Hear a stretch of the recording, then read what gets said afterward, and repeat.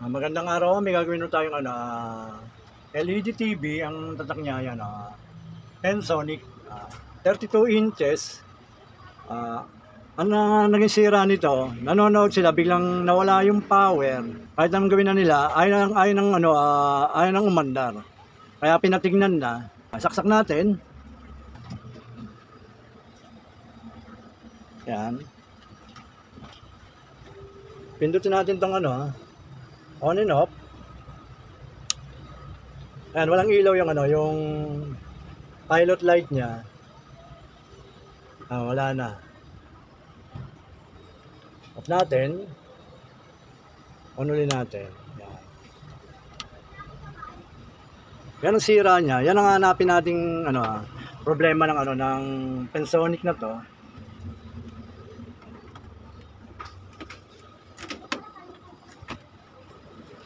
Ito yung sa yung sa board ng power supply. Yan. Dito tayo po-focus. Ito yung yung motherboard ito. At yung power supply, ito yung motherboard. Ito ang babaklasin natin. Titingnan natin kung bakit nawala ng power to.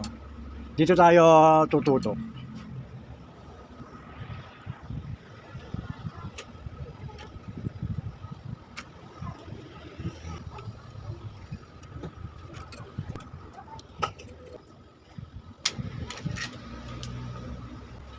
Ayan board ng power supply nitong Pensonic na to.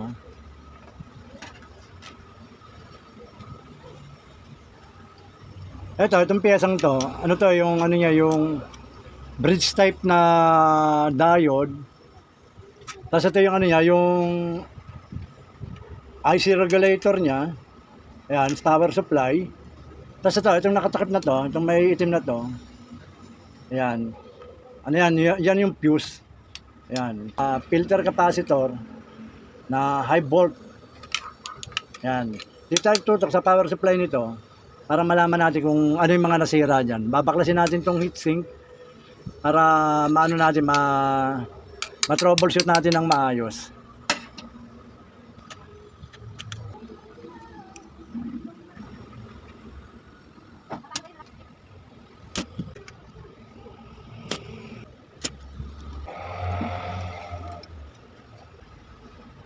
Bali ito, tetesterin natin itong fuse, itong regulator.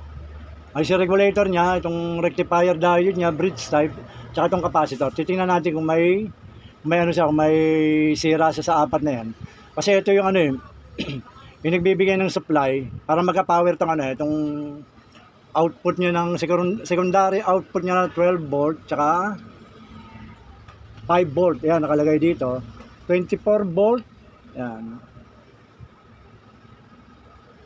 24 volt, 24 volt, tapos ito 12 volt, 5 volt.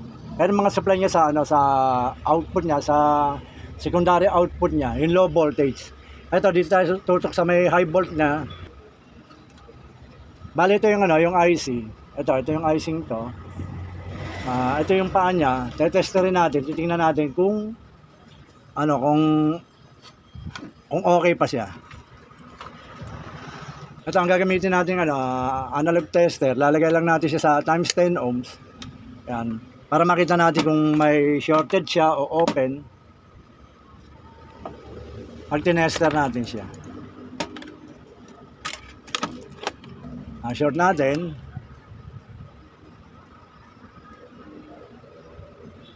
Ayan, nakatutok na yung needle sa 0.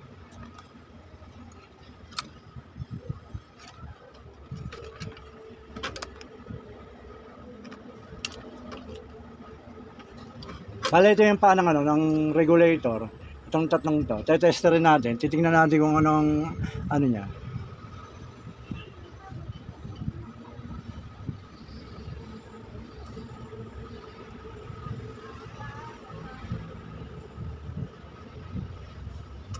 Kung papansinin niyo yung yung needle nasa 0 siya. Ibig sabihin, shorted tong regulator icing to, shorted na to. Tapos itong fuse, itong fuse, testerin din natin kung may pa siya, may contact pa siya, kung may continuity pa siya. Ayun, wala na rin, oh. Yan. Itong anong 'to, rectifier diode na 'to, te-testerin din natin siya. Pero bago natin testerin 'to, kailangan tanggalin muna natin 'tong ano, itong shorted na regulator niya para maano natin yung ano, yung tamang resistance niya.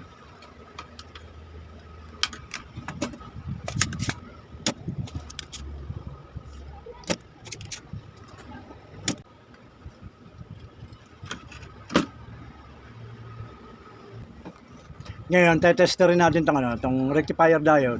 Titingnan natin yung contact niya.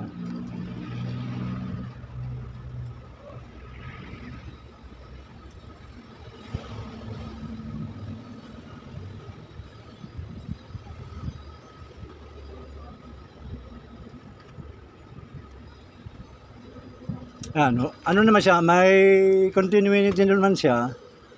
Nasa number 5 lang, ibig sabihin hindi siya shorted. Itong capacitor na to, kung mapapansin mo, medyo malsa na yung ano, yung ibabaw niya. Kaya tatanggalin natin siya, te-testerin natin, tingnan natin kung may ano pa siya, kung may continuity pa siya.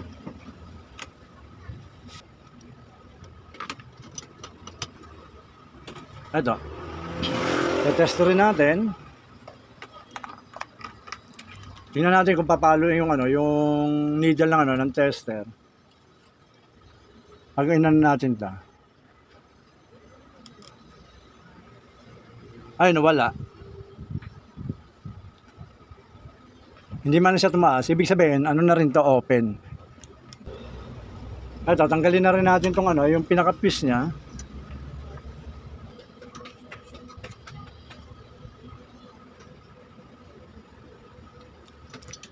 Tester din natin to kung ano pa, kung open na to o may contact pa. Ayun, wala na, ayaw na.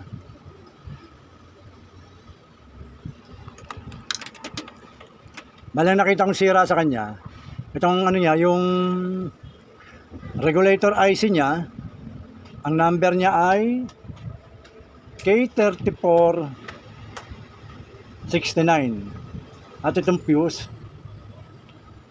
at itong ano, filter capacitor ng ano, ng power supply. Yan, ito ang hanapin natin.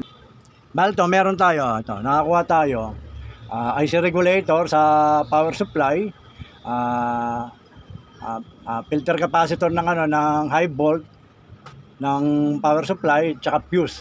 Ngayon ito, te-tester rin natin ito lahat, titingnan natin kung anong pagkakaiba niyan sa may ano, sa tinanggal natin. Katulad tong ano, capacitor niya, ayan o, 450 volt, 100 microfarad. Ito, yung sa kanya, yung original, 100 microfarad, 450 volt. Yan. Testerin natin to. Itong kinuha ko,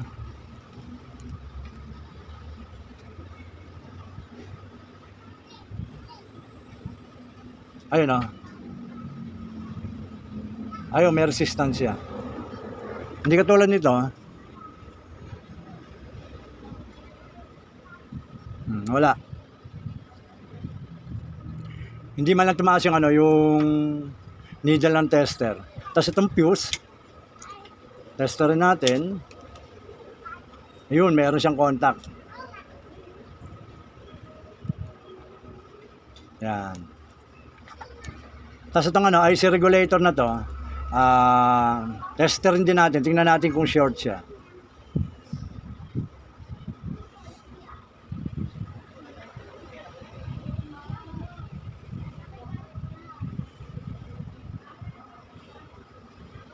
Ayun, pumalo siya pero hanggang sa number 5 lang siya dito. Ayan. Tapos pag binaliktad mo, wala na siyang contact. Tapos itong ano, itong pinalitan natin, ito yung IC regulator na to, tingnan natin kung ano palo niya. Ayun, nasa 0, yung dalawang paa niya, nasa 0. Baliktad natin. Ayun, 0 pa rin.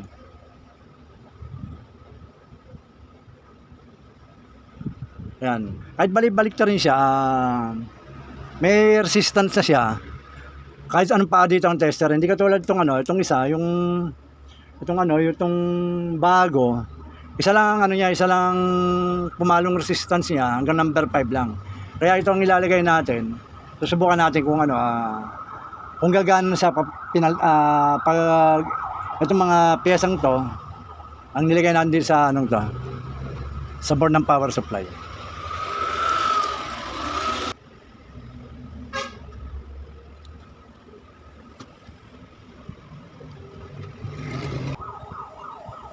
Bali itong heatsink, ibabalik na rin natin siya para may ilagay natin yung regulator niya ng maayos.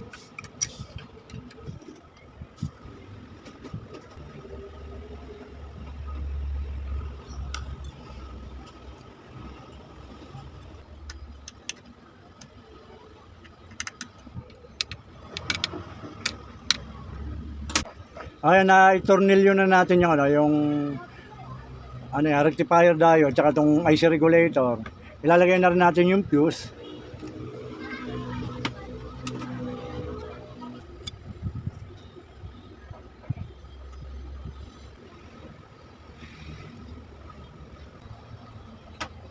Kaya nailagay na natin yung fuse niya. Yung IC regulator. Tsaka yung filter capacitor na high volt. Naisalpak na natin. Ang gagawin natin ngayon ibabalik na natin sa pwesto niya. Susubukan natin, pagaganahin natin. Tingnan natin kung magkaka-power na siya.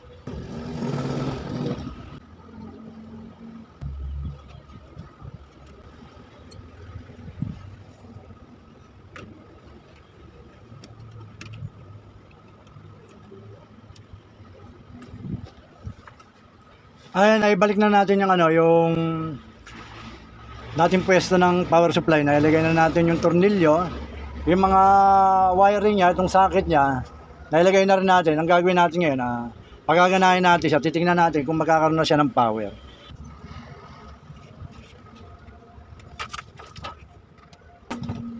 Ayan. Ito, bubuksan ulit natin itong switch niya. Ayun, nagkaroon na ng ilaw na kulay red. Meron na siyang pilot light. Buksan natin yung pinaka-on niya, yung on niya rito. Tingnan natin kung yun, nag-green.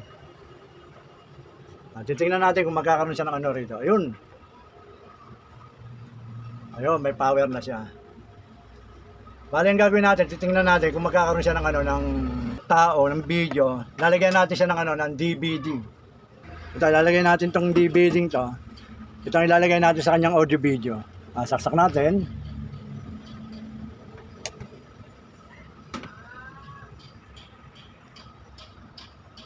Tapos ito yung yung RCA niya. Lalagay natin doon sa may audio video niya. Titingnan natin siya kung magkakaroon na siya ng video. At pwede na ulit panoorin.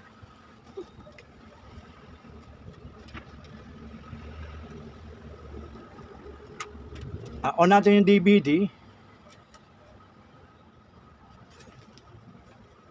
Ayun. Meron na siya. Nagkaroon na siya ng tao. Yun. Yun, may sounds na siya. Taas natin volume.